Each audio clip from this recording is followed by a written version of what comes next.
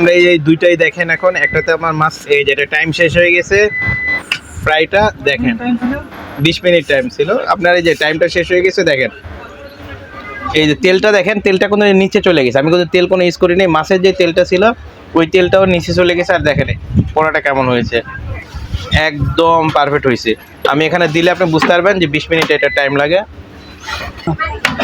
এই যে মাছ ফ্রাইটা দেখতেছেন এই অবস্থায় আছে। আর সিঙ্গারাটা তো একদম হয়ে গেছে অনেক আগে। এই যে সিঙ্গারাটা দেখেন একদম তেল ছাড়া, সিঙ্গারার ভিতরে যে আলুর তেল ছিল ওই তেলটাও বের করে ফেলছে, একদম মচমচ হয়েছে। আমরা এই দুইটাই এখন আপনার প্লেটে রেখে দেখাই।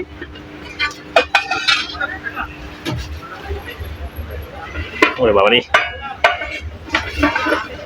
এই যে দেখেন সিঙ্গারাটা একদম, সিঙ্গারার তেলটা দেখেন এই যে নিচে তেলটা চলে গেছে, তেলটা নিচে রয়েছে।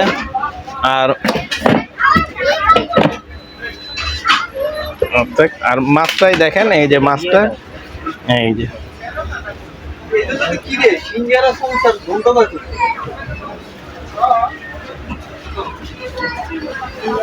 তাই ইনশাল্লাহ যারা নিতে চান অবশ্যই এই 6 লিটার এয়ার ফ্রায়ারটা নেবেন। আর এটা হচ্ছে আপনার 1.5 কেজি ওজনের মাছ দিয়েছি, তাই অস্তা মুরগি যদি দিতে চান আপনার 2.5-3 কেজি মুরগি এটাতে আপনি গ্রিল করতে পারবেন। আর এটাতে দেখেন আপনার কালারটা কত সুন্দর আসছে। আপনার অন্যগুলোতে দেখছিলাম আমরা যেগুলো কালার হয় না, এগুলো কালার দেখেন, এই যেগুলো দেখেন ভাঙলে দেখেন মসমসা হয়ে গেছে। মজা আছে অনেক।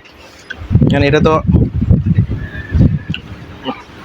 আগে খেয়ে নেই তারপরে বলি, হ্যাঁ হ্যাঁ খান খান, একটু আসেন দুলা ভাই নেন, একটু খান, উঠাই নেন যেখান থেকে মন চাই নেন।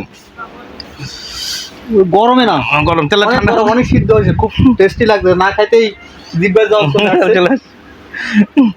না ঠান্ডা হোক, আমরা ঢেলা নিই পাত্রে রাখি, রাখার পরে ডাক দিতেছে। আচ্ছা সবাই মিলে খাবো ইনশাল্লাহ। আমাদের ভিডিও এখানে শেষ হোক, খাওয়ার ভিডিও যদি চান ইনশাল্লাহ দেওয়া যাবে।